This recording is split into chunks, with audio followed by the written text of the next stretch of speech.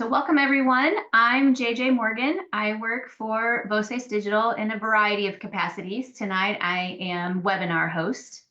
And welcome to AI in Education.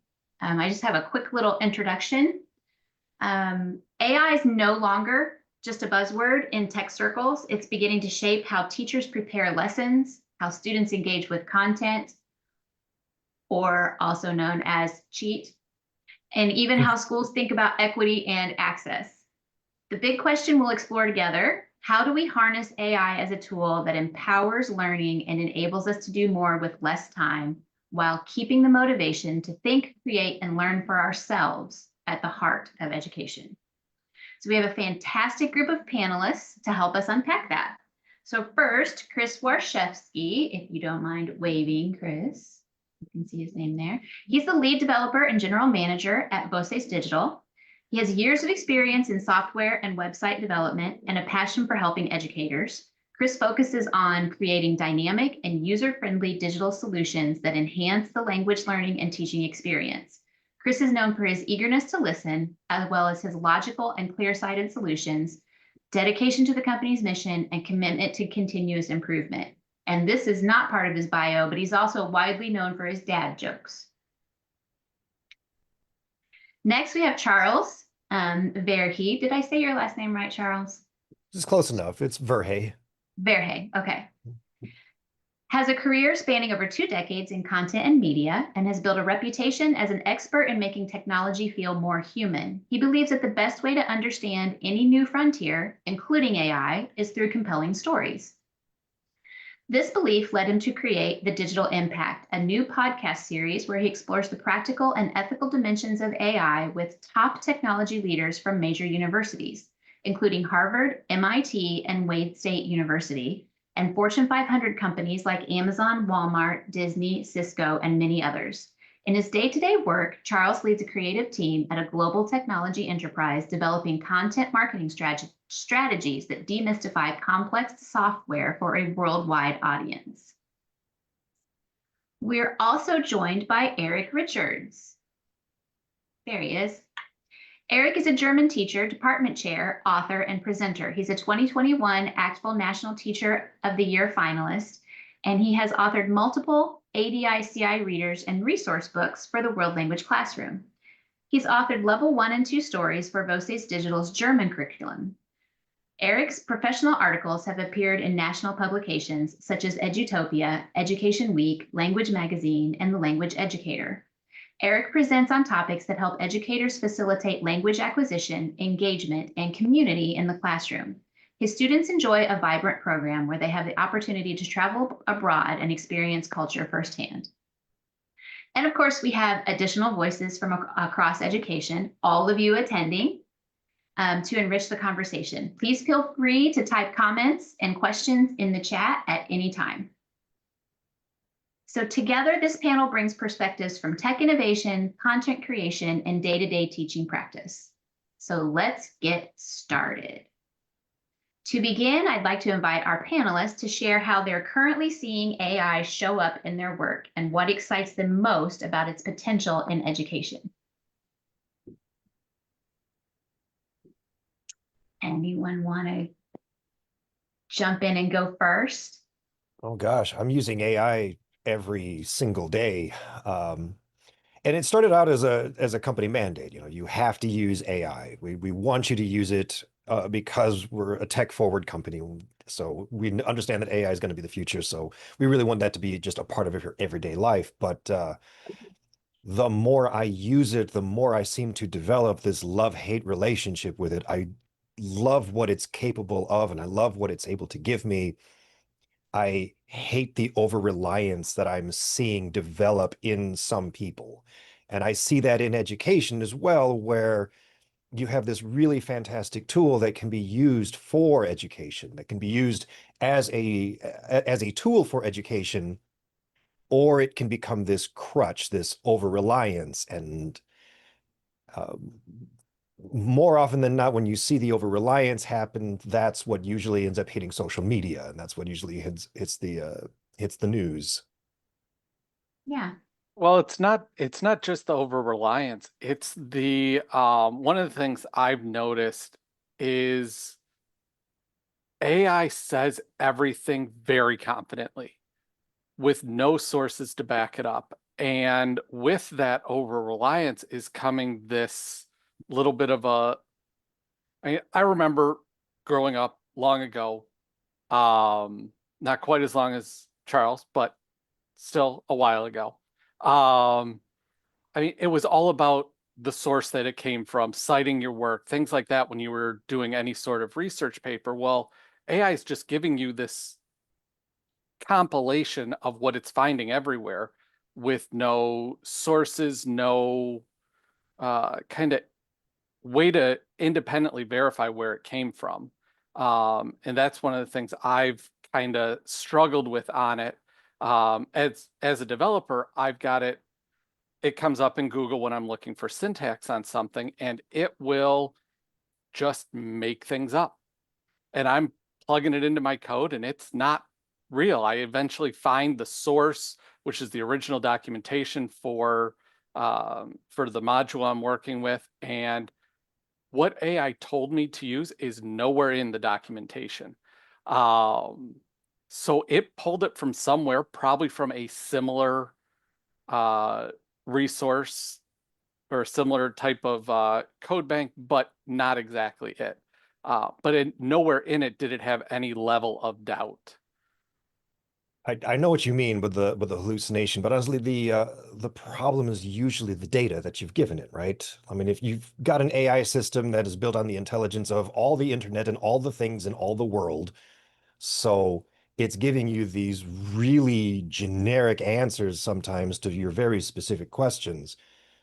But if you gave it a very strict guideline that it had to follow, such as a curriculum, you have your textbooks, you have your curriculum, you have, the structure that you want your students to follow, and that is the data that you want it to pull from. You don't want it to search the internet and just find any Reddit post. You want it to pull specifically from these texts and these materials because that's what you want to teach. Suddenly the AI becomes a lot more useful. And if I can jump in here a little bit from the education side, kind of address what you're saying here is I think education as a whole, as teachers, we're seeing what I call trepidation and excitement for AI. And I think we've touched on some of that trepidation part, the worries of AI and maybe the overstepping AI can do in some of the worries. But there's also a lot of excitement, I think, too. I am a high school teacher, so 9 through 12, this is my audience, and that's where I'm working. So this is where I'm coming from. But there's excitement in the use of AI on the teacher side. We'll just address the teacher side right now. Is you really get a lot of you can really use AI for time saving, whether it's in helping you create level appropriate text for your classroom or dialogues or any kind of scenarios or different activities. And another great feature is the differentiation you can do is you can take a text, put it in there, walk it down to, let's say, you're to an A1 level to help simplify it for students, differentiate students, especially maybe students that need a little bit of help or need it differentiated at a different level. And I think it's between the differentiation, the activities, that when I say activities, the time saving things that you can see on your end, that it can also like sometimes like on a personal level, like what I'm using it, I'm like, hey, and I want to use a phrase, and maybe I feel it's too difficult for the level. I can always put in, hey, can you give me ideas? What gets this across maybe at a different level or another way to say that? And sometimes it's just that quick, oh, that's the better expression or structure to use in this case. So there is a little excitement, but as you talked about, there is trepidation in the fact that AI can probably overstep its bounds a little bit, as you were talking about. Are we worried about factual, culturally relevant answers it's giving us, and then the over reliance? And on the student side of that, that is a worry that you don't want students to become over reliant on AI or use it as just a way to get the answer, to cheat, to do what it is, and just plug it in and take it at face value and say whatever it spits out is right. So I think, like I said, there's that trepidation and excitement in education. I think they said that to me about my calculator in math class. They did not want me to bring a calculator. Using a calculator was cheating. And then somewhere towards the end of my school years, they said, make sure you Mhm. bring your calculator. You need a calculator. Everyone should have one. I'm like, well, which is it? Right. And Mhm. it turns out, you know what? Actually, using a calculator, this is the tool that everybody's going to be using. And you might as well learn how to use it properly. And that's what I'm seeing now in some of the universities where they're actually teaching courses on how to use and prompt an AI. How do you actually get real responses out of it? How do you check your answers and stuff? And it seems to make sense like in that market in a university setting, but I definitely agree with Kris because we had talked about something about this similar a while ago where you need your fundamentals first. You need your basics. And if you skip the basics and go straight to a calculator and you never learn simple multiplication, you don't know how to show your work, then you're not learning anything. Well, and you'll just accept whatever the calculator tells you, even if you hit something wrong in the middle. Like you were saying, you've got to give it the right prompts. But with the calculator example, if you don't know that foundation, you don't know when it's terribly wrong by millions of digits, and you just take it for exactly what it gives you. I, One other note on the kind of how we're hearing about it uh, in classrooms and districts is we've actually had multiple districts where in our agreements with them, we have to outline anywhere we're using AI.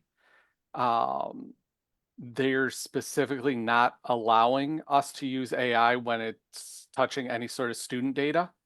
And if we were to add something that is handling student data at all, they need a heads up before it were to go live, and they have the right to void any contracts if they don't agree with how it is.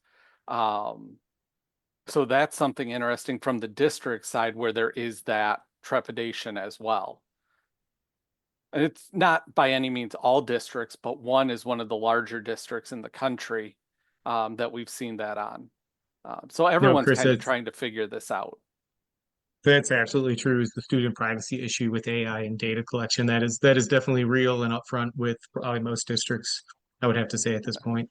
Well, and with personal information, anything that the student writes or records is considered PII under COPA standards, um, especially the audio recordings. And so if you were to run an audio recording through AI to judge it or to grade it automatically, um, now AI's got that recording, so I can see why the districts are a little hesitant with some of that. Now, these rules are very specific for K through 12, right? Like, because we're dealing with minors. And once you go into, the Yes. university levels, now you're 18 or over, so you are now considered an adult. So these same rules Right. don't really apply there. Right now, it's like a person by person basis as opposed to trying to protect an entire district.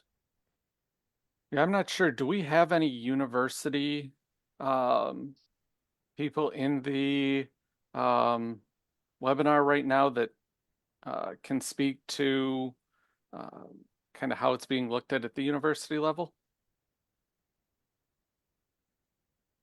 Think so. I do have a friend, and I'm gonna make sure I ask him about that. So when you publish this later, I'll have him jump into the comments and write something for us. Okay, well, switching gears just a little bit.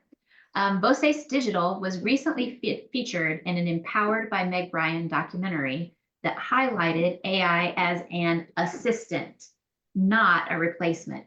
So let's dive a little bit deeper into what that means. Kris, how do you coach schools to maintain the educator's role as lead? I mean, that's kind of what we've tried to do with Voces from the start. Um, we've never tried to make it like a Duolingo type self-guided, self-teaching platform. It's always been intended as a tool for the teachers. And anytime we're talking to them about AI or VOCEs or external resources, that's one of the things we always focus on, is that all of that stuff is just tools in their toolkit to, like Eric said, try and save time here, improve the quality of resources there, but never to really take the teacher out of the equation. And I mean, the teachers that we work with have not been taken out of that equation yet. And hopefully that doesn't change. But they did have to upskill, right? There are teachers and stuff who, in order to use even VOCEs, you have to learn it. It's a new platform, and you have to spend a little bit of time to get to know it and to develop a skill to use this digital technology. For sure. So that's what I'm seeing in AI, where everybody who's afraid that AI is coming to take your job, it's more like AI has shown up to change your job a little bit, or to at least change where your focus is. So if you are not skilled in how to use this, you might get left behind. And we saw that during COVID, when the pandemic hit and all of the teachers suddenly couldn't be in classrooms anymore. And they almost overnight had to learn how to teach remotely through Zoom and all that. It was just a nightmare. The teachers that were able to learn this technology and upskill ended up, you know, being able to continue to teach, but there were so many others that could not do that. They couldn't keep up. And we had a lot of teachers who retired early, had to quit, lost their jobs, and it was really bad. But it just kind of shows, when technology makes this step forward, everybody has to step forward with it. And anybody who's too resistant to it, you might end up getting left behind. Right. And on the educator side, this is going to be just a little bit of take. Sometimes I feel that the worry with AI that it's going to replace teachers is sometimes, I don't want to say overblown, because I think I could see some situations where it would definitely be a concern, but at the same time, I think it also illustrates, conversely, on the other side, how human teachers are needed, especially in world languages. The human component and the human interaction, and just the uniqueness of language and human language, the human part of us makes it real. And I think sometimes when you see that technology and you juxtapose it with the human, you see that yes, they both play a role, but yes, humans, we're still so important in the classroom for that interaction with our students, for the guidance with our students, that emotional support for our students that isn't going to necessarily be given by AI. I'll say, but like, to say what Chuck said, yes, you do want to evolve with it. You want to learn how to use it and use it as a partner, not a replacement.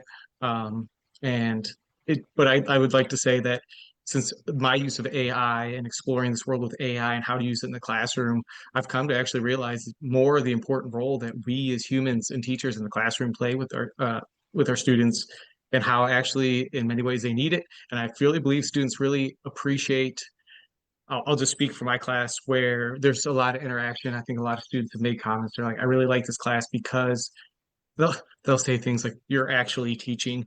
But I just think they just don't quite understand how things work. But the human interaction, I think, is really what they're getting at, and how we interact and actually communicate and build that empathy and rapport. Yeah, I don't think we'll ever lose human teachers. I don't think we'll ever come to the time when we get like the cartoon robot that like is trying to teach a classroom. That Right. that really feels like science fiction. I don't think we'll ever actually go there. You need people to teach other people, but you will also need those people to have the skills to use the technology that's available, so that your students are learning how to use, the newer technologies that are changing the world. I mean, if you have a class that learns to do something in a way that nobody is doing it this way anymore, then it's not really helpful for them, right? Yeah. Eric, do you have a successful application of using AI in your German classes?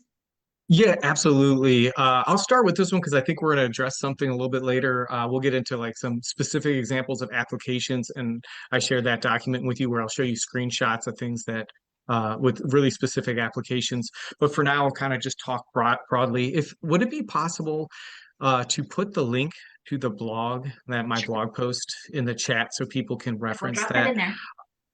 Because one way, I'm going to talk kind of broadly here. I wrote a whole blog post about this, and you can check it out.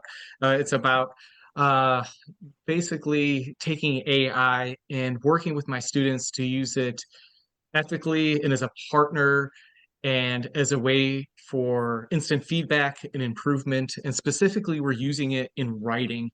And to give you just a quick broad idea of what I did with one of the AI sites, it's called DeepL, DEEPL.com. And we use the writing tool in it. Basically, it's designed to give instant feedback. You can see it. I put in screenshots in the blog post. It's nice and long. Hopefully, it's very clear. But basically, the big idea is I was having my students, how can we use this AI tool to help you write better, to help you write a little bit more accurate, and give you instant feedback at the same time instead of, hey, we're not going to use this as a cut and paste translator. We're not typing things in. We're not cutting, pasting, translating. This is how can you type, in my case, in German, using the target language, using this and with the immediate feedback it's giving you to actually make you a better writer and help you recall some of maybe the different points we've learned throughout the different years in German. I originally did this with my German 4 class to kind of, I guess, pilot with them to see how it worked. And I got a lot of great feedback. The students really felt the way in which we use the AI writing part of this, they felt was very, very helpful. And I attribute that a lot to the instant feedback that they got and actually and I had to coach them on not necessarily this is right or wrong, but to use it as a learning tool and it really helped them build confidence. But I mean, they really said like they thought this was great. And if you just coach students to use AI ethically and as a partner, they're okay with it because I didn't want them to think this is cut and paste. We're going to put in English and it's going to spit out German. No, we're putting in German, but how do we make it a little bit better? And it will help you through that. Well, to all three of you, then, how do we avoid overdependence on this AI automation? Oh I gosh. can Go let me ahead. just jump in here real quick. It's going to kind of, and to jump in with that to follow what I said is that we do a lot of, like we kind of alluded at the beginning, when I say paper and pencil, especially in the beginning to get the basics down, to let them know that they can do this. And we kind of grow into how can we use the tools then available for us once we have a good base and we're comfortable instead of going directly to the tool and using that and becoming dependent on it. How can we depend on ourselves, grow in our skills, and then take the tool and refine? That's kind of like the broad 10,000-foot picture, if that makes sense. It's also how do you define an overdependence? For example, who here can drive more than 5 miles from their home without using Google Maps? Well, we got a few. I've seen so many people who cannot make it more than 5 miles away from their home. They have to put everything into their Google Maps and they rely on that blue line to take them to wherever it is that they're going. And we certainly didn't used to be like that. We used to, print it out from MapQuest and follow it like a pirate. But Mm. I don't know how you necessarily prevent people from over relying on an AI tech in that way, but you can certainly do your best to teach them all of the fundamentals. I might rely on my GPS to get me to where I'm going, but if I didn't have it, I still have all the fundamentals. I know how to read a map. I know how to read road signs. I know how to get to where I need to go. I learned all those fundamentals early on, and I can still rely on them. The GPS might make it easier to make a long trip, but I don't have to have it. Right. And Charles, I think that kind of illustrates maybe a little bit different terms of what I was saying. If you had those fundamental skills, that if you didn't have it, you could still do it. But I think in the educational field, the worry is that so many kids jump so fast into AI because whatever the subject, maybe they just want the right answer. That I actually have had kids said, "Oh my gosh, I wish I'm really missing my AI. I don't know if the answer's right." And they built some kind of weird anxiety because I think maybe they did miss the fundamental part, or the, hey, I can do this. Yes, this makes my life easier. Yes, I can use this as a tool. But the reliance of saying, hey, I just need the answer, I need a right answer, or I'm not going to write this for English class, this 5 paragraph paper or whatever it may be, and go right to AI, that they haven't actually learned the fundamentals of, like, paragraph structure. But once they get there, then they can do it, refine it, but they need those steps to get in it. Because, like I said, you do see that with students that just want to jump in. They just, what's the answer? Boom. How do I do it? Does that make sense what I'm saying? Oh, Mhm. yeah. Absolutely. Yeah, Yeah. and I think part of it is, and I've seen some posts on it where teachers are going to the old blue book exams, things like that. So that student that's reliant on it when there is an instance, Eric, in your class, maybe it's a speaking where they're having to speak in class or something to you in German. Well, they can't just rely on AI. So making sure that they're not, I guess, able to use it from the start. I mean, like Chuck said, building that foundation. If you're using AI from day one,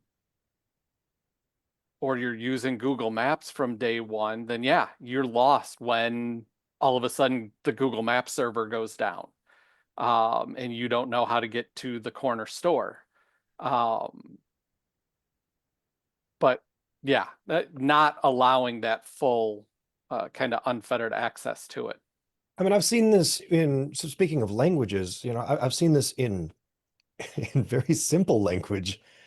I've seen young people who spend so much time texting that they're not very good at speaking to other people. And the whole concept of having to talk to another human being gives them anxiety. The phone rings and they don't want to answer it because they don't have to actually speak to somebody. They would rather just text because they're more used to that. And that just comes down to, well, you haven't really done it all that much. Yeah. You don't have that basic foundational skill of having to have conversations, much less difficult conversations. And that's just speaking in English. So I have to imagine once you get a new language involved, then it's even harder because people are going to feel very insecure about what they're saying. I do when I'm trying to speak another language, and I always feel like no matter what I'm saying it wrong.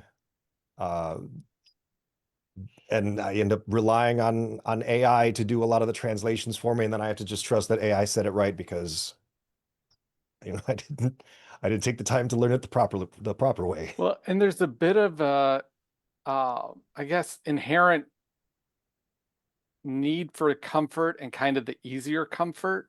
Not AI related, but I was camping a month ago and there was a storm that rolled through and the power went out. And a bunch of the people I was camping with freaked out. Like, we don't have power. What are we going to do? And I'm like, but we're camping. That shouldn't be the I'm going to pack up and go home sort of event that you're making it sound like. Yeah, your stuff in your mini fridge just needs to go in a cooler with ice and you'll be okay. So, but even that loss of electricity for what ended up being 3 hours caused that panic because of that reliance. Well, we have a couple of questions and some comments in the chat. The first question is directed at you, Eric. When you coach and guide students to use an AI like DeepL, do you do that in German? When we first enter into DeepL and I'm coaching them how to use I'm just making sure I understand the Yep. question correctly. No, I am using, majority of my students are L1 speakers of English. I use English because I need the directions to be fully understood without and sometimes we're on a time crunch, so sometimes I just got to get it in and maybe don't have the time to work with the necessary vocabulary in German. So like in this particular one with German, when we with the DeepL, like when we went on there, like the first time, even the second time, and so forth, I really just did it in English because I needed to make sure that they really understood that it was clear and that it was clear what I was asking them. I needed to be crystal clear and how I needed to approach that. And again, like I said, you're getting some specific vocabulary that I didn't quite have time in class, even if I wanted to like really get them to where they could do the instructions in German, if that makes sense. Yeah, there was a comment for you, Charles, too, regarding maps. The traffic apps can give real-time detours if there are accidents. That is very true. Oh, don't get me wrong. I love my Google Maps. I use it all the time. But if I didn't have it, if it suddenly went out, I would still be able to find my way home. Yeah. Mhm. Rebecca says, I think this is just a general comment, build prompts that force students to reveal something AI alone can't, such as, what is one sentence from the reading that you underlined and why? Or where do you think the author leaves something unsaid and how would you press them on it?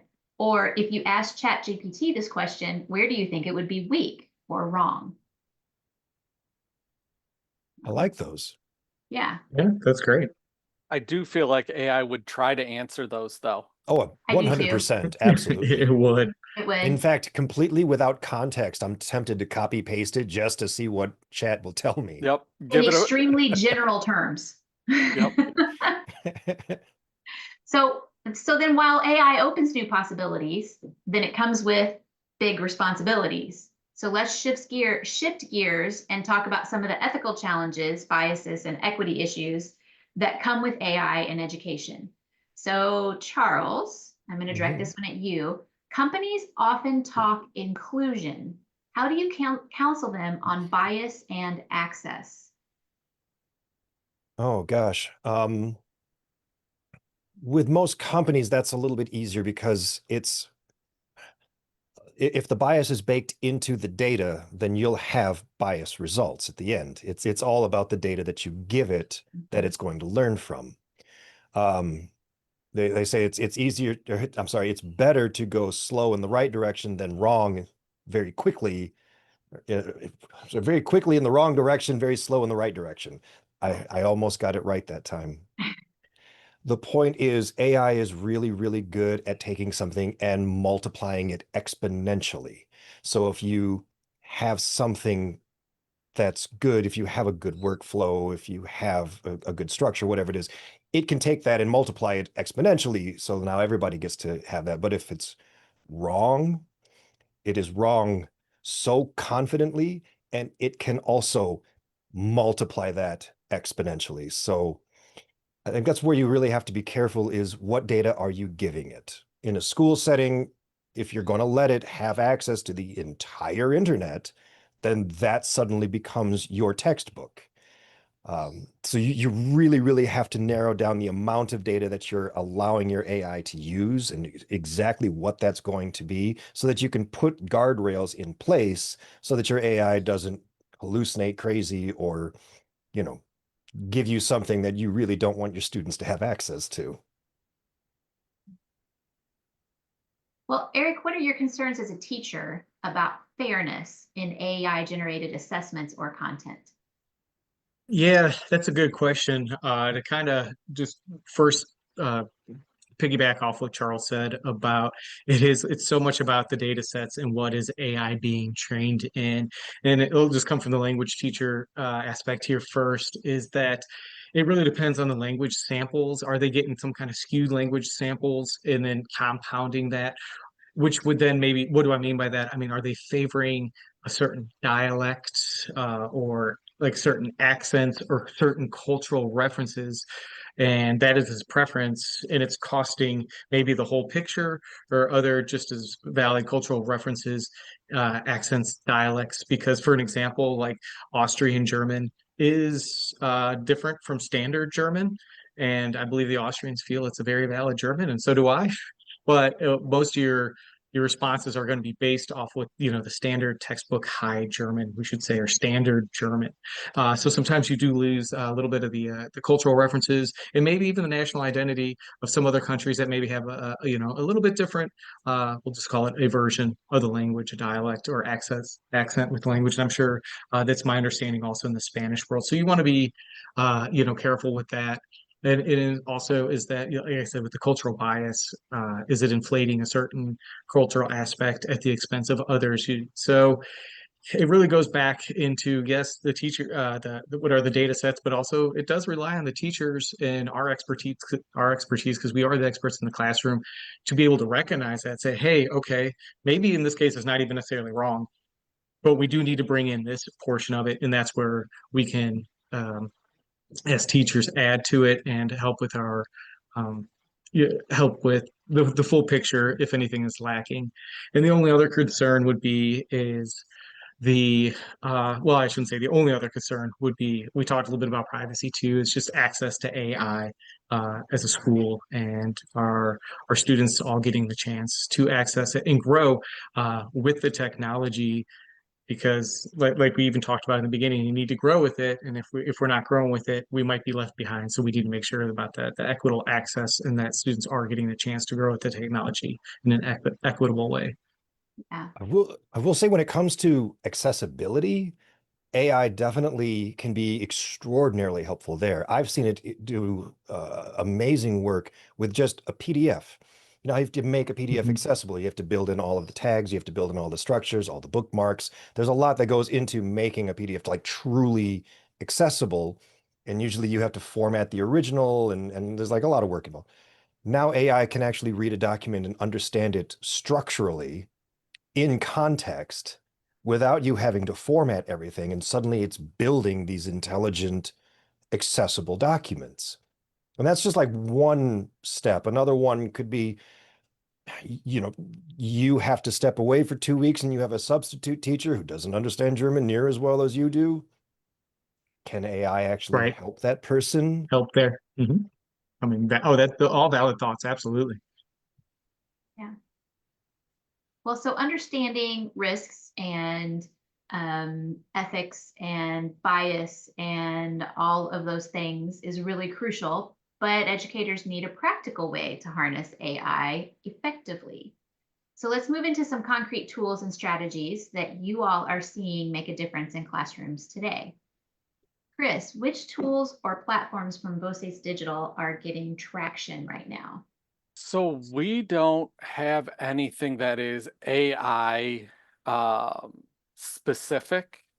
Um, what we've done and what's getting a lot of traction this school year, especially, is our editability or editing tools. And we have talked to a few teachers who have been taking a story from Voces, or maybe a class story that the students told, running it through AI to get images generated, and then putting those images into Voces to create more of a class discussion around the images that is part of the story that was told the previous day. So they're using it a little bit outside of it and then bringing it in, which I think is a great way to kind of use the two tools together. Well, Eric, I asked you to share a classroom demo in advance of this. So an Yes. AI prompt, student use, and learning outcome. Is that what you shared with me before? Yeah, that's what I shared with you. Would you be willing to? I took some screenshots here, just what I thought, just some quick practical ways that you can use the AI, kind of circling back Yeah. to Let me, help with time saving and enrichment in your classroom. And I'll just give you some things that I'm doing, just a quick overview of just a few, and actually even some of the AI sites that have done them for me. So if you could share that screen, that'd be great. okay, do you all see Picture Talk AI generated images? Right. Okay. Okay. Thanks, JJ. If you want to scroll down just a little bit too, this is just here in a second to show them the picture. Obviously, this is an AI generated picture that I used. And like Kris said, this is whether you call it picture talk or like Kris said, you're integrating this back into Voces, which is really great. Is this is actually, and I use this multiple of different ways. For example, if you scroll back up, sorry, JJ, I use this as a written assignment for the students. This was a scene of a story, a short story we were going to read.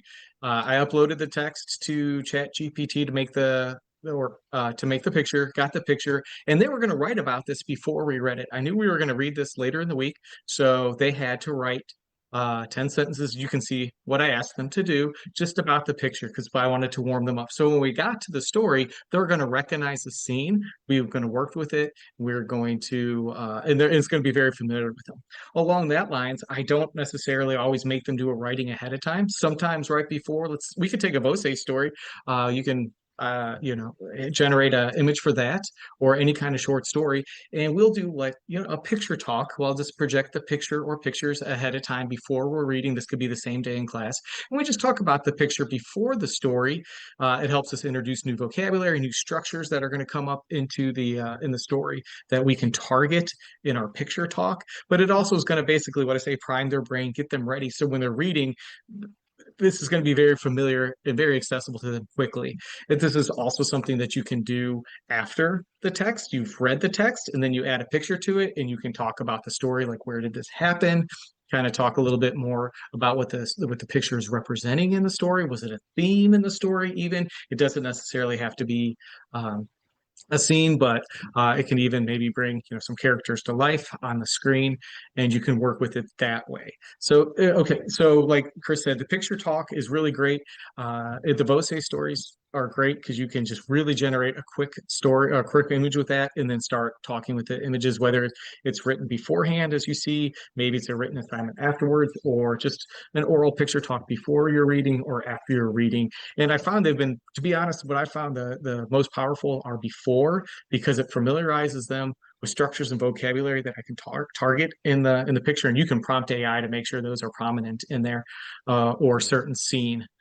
All right, if you want to keep going, JJ, Okay. go ahead and scroll down. I'll show you some. Sorry. We lost you. No, I was going to just show you some other quick ways that I can use AI generated material in class to help my students here real quick. If you want to scroll down. There. Yeah, and we will share this document. We can share the link.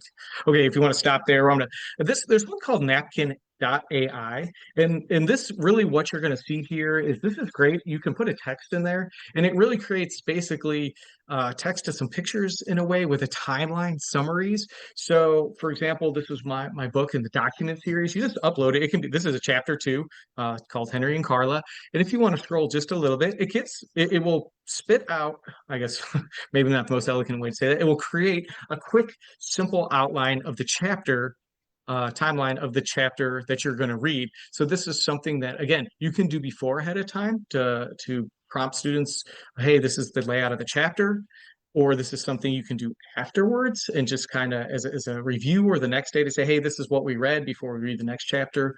Or even you can play with it. You can manipulate it to say, hey, is this the right order? And then you can actually talk about the actual sequential, chronological order of the story and see if those are correct. So if you want to scroll down, again, these were made with napkin.ai. There's a free, I've done this all on the free stuff, but there's different versions. You see a straight timeline, and they'll give you there's all kinds of little pictures you can put. It generates it, but then you can edit it. So sometimes you just got to make sure the language is okay, and then the pictures are fitting. If you want to keep going, JJ, there's another example of it. You can keep going. Here's another time. I'm just trying to show you all the different ways that they can actually create summaries, chronological timelines for students with pictures, and just one more, I think, on that one. Yeah, I just wanted to give you an example there. That I find this is very helpful for my students to just do this, to have that general outline. They like the graphics of it. It's very, I think, approachable for students, very modern. They feel good with it, and I think just that quick overview picture of it can help. And it's always updating napkin.ai, and it's getting better. And then if you want to scroll down, and then I'll turn the mic over here. I don't want to take it out. I mean, there's always text to speech like Murph AI. It's not my favorite. I don't use it that much, where you can actually put text in and it will actually have a voice and you can choose the voice. I mean, there's lots of text to speech out there. You have to look, like in my case, I just have to make sure that it supports the German language. Flicky.ai stuff that I've used, it actually text into videos with AI voices. With a couple of my books, where it's dialogue heavy, this is actually kind of neat. Just a little quick video with AI voices. And sometimes the video is just a still pictures, but that's okay. The students like it. And then obviously, maybe we're all familiar with magicschools.ai. They have a ton of stuff on there. I've used it predominantly, like if you're going to use a video in class, you can use it to like do a question generator, which has been good for sub plans. Like, hey, you're going to watch this cultural video, produce videos that whatever, you can choose the level, but I'm sure we're probably all familiar with YouTube question generators. But again, so I just wanted to share quickly. I know we're on a time thing. It's just some of the places I've been and some of the things that I'm doing in my classroom to use AI to save me time and to help support my students with their language acquisition and understanding. But not replacing you as the teacher. Oh, no, no, no, no. Oh, as you see, no. You see, I use that for my end. Absolutely. This is me that I'm creating like better visuals for my students, better instead of like, and then also with the speaking, to hear they have that audio that isn't always just my voice. Well, no, absolutely not. This is all in a support role for me with my students, and you can have them work with some of the stuff, creating timelines and whatnot. But no, I'm definitely not taking my place. I'm not training my replacement by any means. I'm trying to make me a better teacher and reach the kids in our AI era. Well, then how do students respond when AI enters their learning? So let's look at some student perspectives and how they engage with these technologies. So do they embrace it? Do they resist it? What kind of experiences are you all seeing?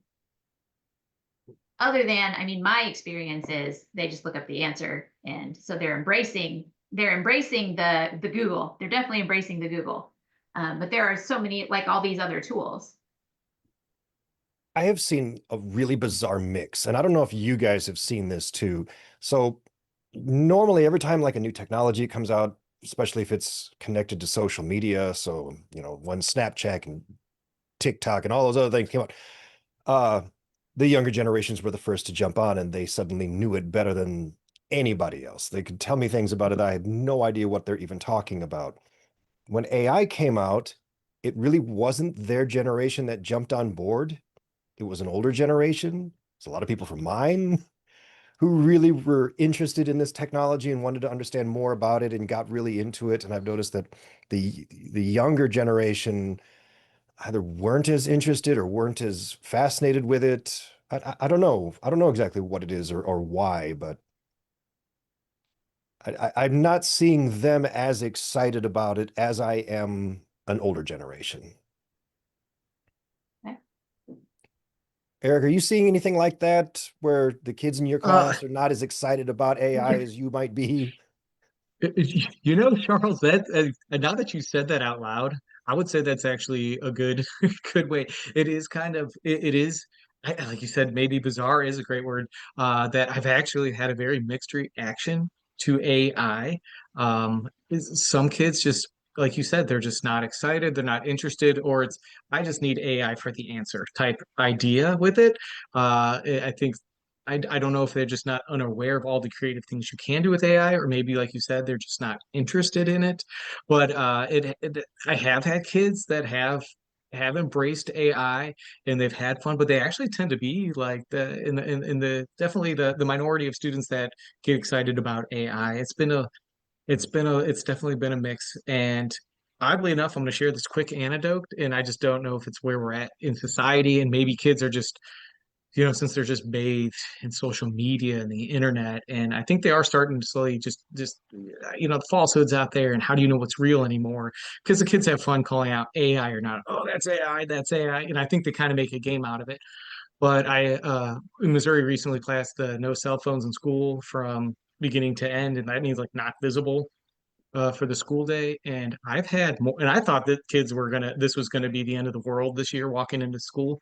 And I've had more kids tell me they love this, that they're not on their cell phones. They said they don't feel the social pressure to respond or be on social media, and they actually really have enjoyed it. So I don't know what that says. Maybe that plays back into the lack of excitement for AI, or maybe is it just, as far as AI is concerned, not aware of everything past chat chat GPT and maybe even some image generators. It's a good question, but it has been mixed. It's interesting. Well, since students are at the center of the transformation and the landscape keeps evolving, looking ahead, do each of you have a prediction for the future of AI in education and what actions we should take now? It's not going anywhere. The genie's out of the bottle. You can't put it back. It is only going to expand from here. It is only going to get bigger. This is definitely a culture changing technology. If you even want to call it a technology, I've had people who say it's not really tech in the way that we understand tech. It's actually an elevation in intelligence. That's probably a whole other webcast. We'll talk about that another time. But yeah, it's definitely not going anywhere. So you either have to learn it and learn how to use it properly and learn how to embrace it, because it's going to be a part of your student life and it's going to be a part of your professional life afterwards, or you're going to get left behind. And I think what it needs for the probably near future is kind of that course, that how to use AI as a core class in school. I don't know what grade that falls at. I don't think it can wait till university. And if you don't have kind of that core course early on, yes, you'll have some teachers like Eric who have kind of embraced it and know it and can help teach the students how to use it responsibly.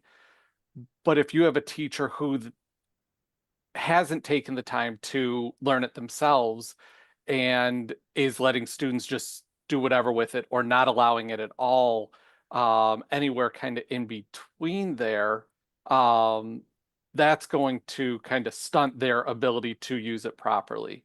So almost like we had to take typing class back in early high school, so that as we were doing papers and things like that, we had that kind of base foundation. So maybe it is that middle school level where they're old enough to comprehend and kind of take into account what it can do. But I think that's something that's going to happen.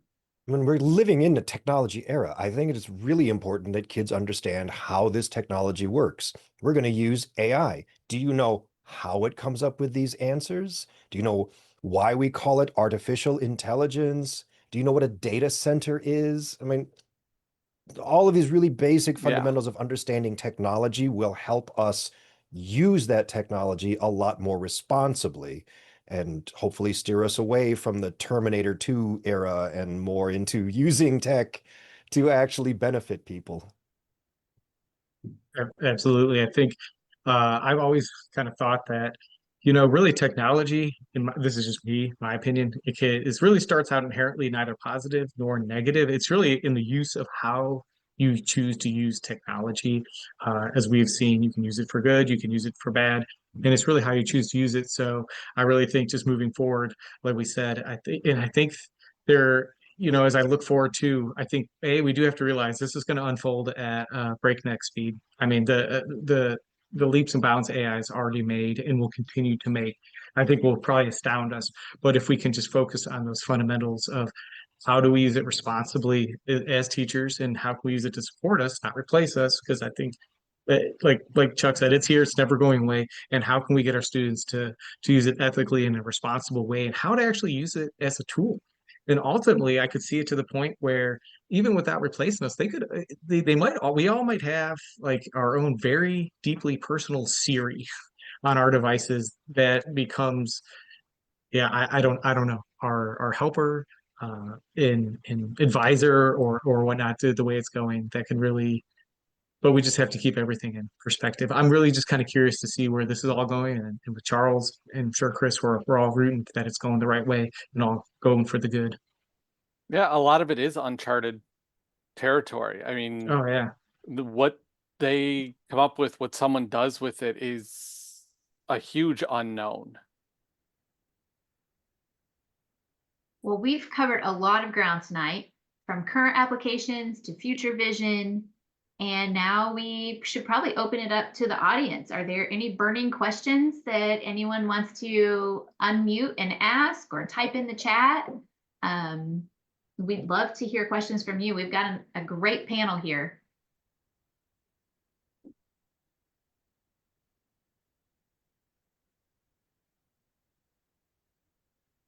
So while people are typing, question for you, Eric, you said that your students sometimes do a game of, is it AI, is it not AI? Do you, when you do things with AI, do you always attribute it to AI when you're talking to your students, things like that? The short answer is when I feel it's necessary. Like I mean, obviously, is one of the examples I gave you, they can tell that that was an AI generated picture. Right. And sometimes the pictures come back pretty funny. And I use them, especially after reading it. I'm like, oh, and by the way, this whatever picture you had in your head of this scene or this book, here's what AI thought it looked like. And like we actually laugh and we have a good time with it, and actually can come make a talking point in the target language. So I do try to find the humor and use it. Yeah, I don't ever try to hide it. There might be a situation where it's like, to me, I don't feel like, oh, it's kind of irrelevant if it's A or not for what we're doing in the classroom. But no, if a student asks, is it AI? I absolutely tell them that it's AI and it's AI generated. But I think most of the time they kind of know. But do you remember that game? Is it real or not or whatever? And like they made the cake.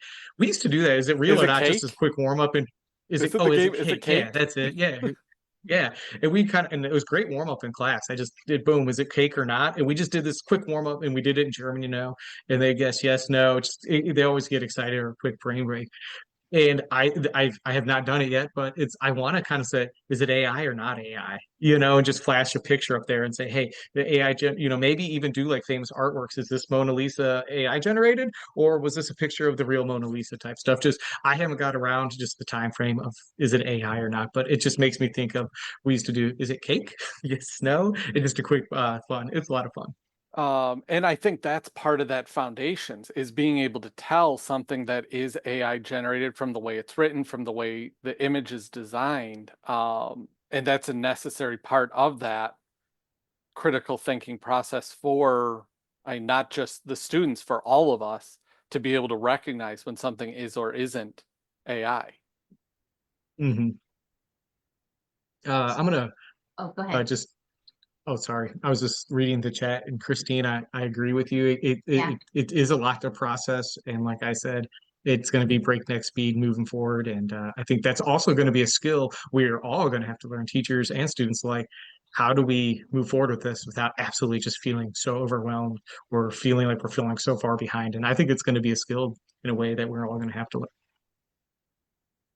Robert asks, what's with all these AI course offerings on YouTube? Some of them are real, some of them are scams. How many of them are AI generated? Some of them are AI generated, and there's no person there at all. Um, Gosh, there's a lot of ways that you can learn how to use AI. Most of everything that you're going to need to learn the basics of AI and how to use it are going to come from free sources. It's not anything that you're going to have to pay for. You can go to YouTube and find people who can teach you how to type in a prompt. And the rest of it is going to be a lot of trial and error where you will have to learn how you want to communicate with an AI to get the kind of responses that you want to get back. Angie asks about specific AI college courses specific to world language. And I'm not sure about that, but we've got the fall conferences, state conferences coming up. I'll be at one in a couple weeks, and I'm expecting, last year there were a couple. sessions on AI, but I'm expecting there to be a lot more sessions at these conferences. And then at ACTFL in November, I'm expecting there to be probably a quarter of the sessions are probably going to have something to do with AI in the world language classroom, as Oh, everyone I'll is bet you trying you'll to. get more than that. I'll bet you you'll get half at least. Oh yeah. There are 17,000 AI companies in existence right now. And out of those 17,000 companies that are exclusively AI companies, 12,000 of those are here in the US. So I'm guessing some of those probably deal with world language, and they'll be there. Yeah, and everyone's trying to figure it out together, even if it's teachers hosting these sessions for other teachers and not necessarily these AI companies. I mean, everyone's trying to figure out, how do we use it? What's the best way to do these things? Well, now we are right at our time. So let's end with a lightning round. I have 3 questions that I want each of you to answer in 1 sentence or less. Are you ready? First question, what is 1 word to describe AI in education right now? Charles. Terrifying. Kris. The Wild West. That was more than 1 word. Wild But West yes. is hyphenated. Eric. Exciting. I'm gonna go exciting. Okay. In your opinion, what's the biggest myth about AI in education? Charles.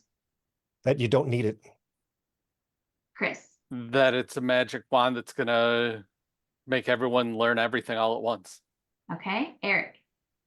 That it's gonna replace teachers.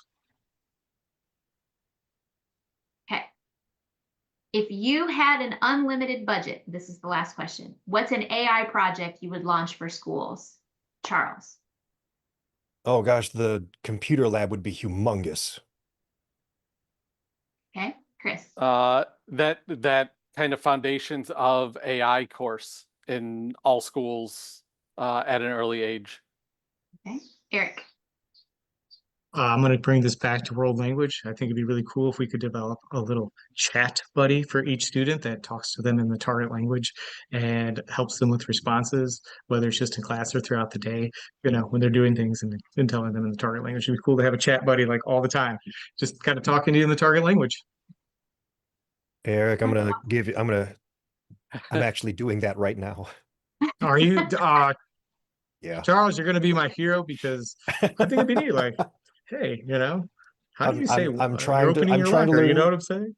I'm trying to learn Korean, and I worked on building a bot, and I fed that bot specific information and rules on how I wanted it to teach me the language, and it kind of just takes me through these lessons every day. Oh, that's kind of cool. Awesome. Well, I want to thank, on behalf of OSACE Digital, all of our panelists for such an insightful discussion. And thank you all of you for being part of it. What we've heard today is that AI isn't about replacing teachers or students. It's about empowering them, whether it's through making lessons more engaging, giving students new ways to create and explore, or helping teachers save time on routine tasks. AI is a tool that can amplify what's already best in education. As Eric said, human connection and creativity and curiosity. As we move forward, the real challenge and opportunity is making sure AI is used responsibly, ethically, and in ways that ensure equity for all learners. We invite you to keep the conversation going, try out some of the tools mentioned, explore resources from OSACE Digital, follow the work of Charles. I'm going to say it wrong. Verhey, Eric Richards, and our other panelists, and all of you, and most importantly, share your own experiences with AI in education. So on behalf of our panel and our organizers, thank you again for joining us, and let's continue to lead with curiosity, responsibility, and the goal of empowering every learner.